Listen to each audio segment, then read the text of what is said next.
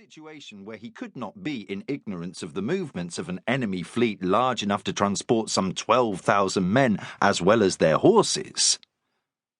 The coast of Sicily was visible to the naked eye.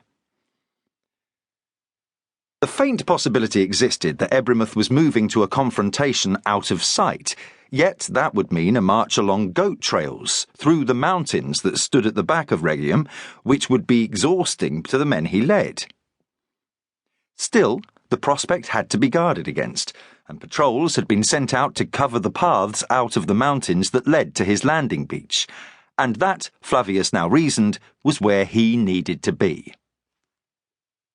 The order given, the calls roared out, and the oars of the galley dipped as the great mainsail holding them steady was raised. The wind that had brought them swiftly south was not there to make the return. As the vessel began to move, Flavius kept looking at the port city he needed to capture.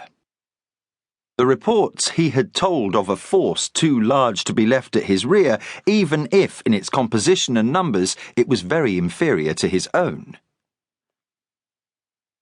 He was deep in contemplation of the ramifications of this, when the voice from the lookout sounded an alert. "Boats setting out from the harbour, and there are armed men aboard, Goths by their armour."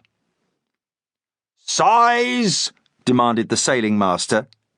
He also had the job of controlling the fighting if his vessel was drawn into battle. "Small, 10 oars. General!" "I am not a sailor," Flavius responded after a pause. "It falls to you to decide what threat they pose." The man was rendered nervous by that response. The finest general the empire possessed, the victor of Carthage, and a man reckoned to be a close personal companion of the emperor, was leaving a decision to him, and to be wrong did not bear thinking about. He went to the side and raised a hand to shield his eyes, not only from the sun, but also the glare reflected off the sea, and it was quite a while before he gave his opinion. "If they seek to board us, I can't see them succeeding with such numbers." At a nod from Flavius, the master had the oars raised on one side, which brought the galley round in a wide arc. All sticks dipped once more close with the mainland shore.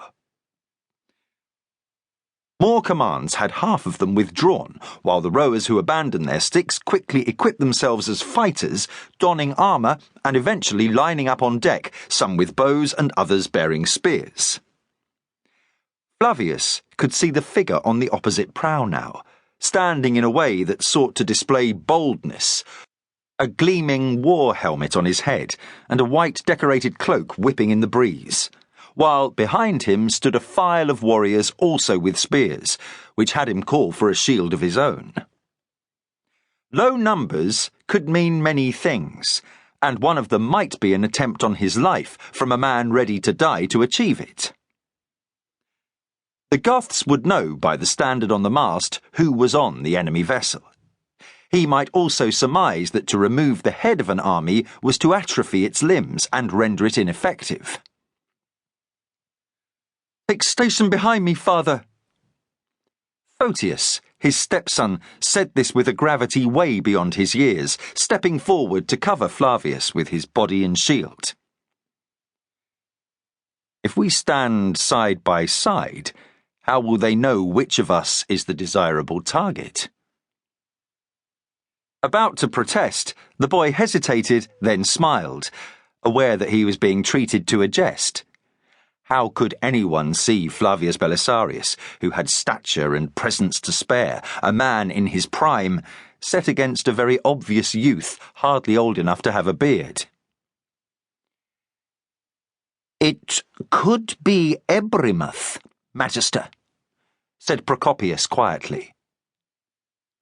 Flavius answered his secretary, now stood behind him, with a nod, which prompted a firm opinion. "He cannot be coming to issue a threat, can he?" "Is what you are suggesting not too much to hope for?" "Rhegium has no walls. For all we know, he has fewer troops than we were led to expect, and, with a father-in-law like Theodora, Ebrymouth cannot feel utterly secure." King Theodora might be marching south.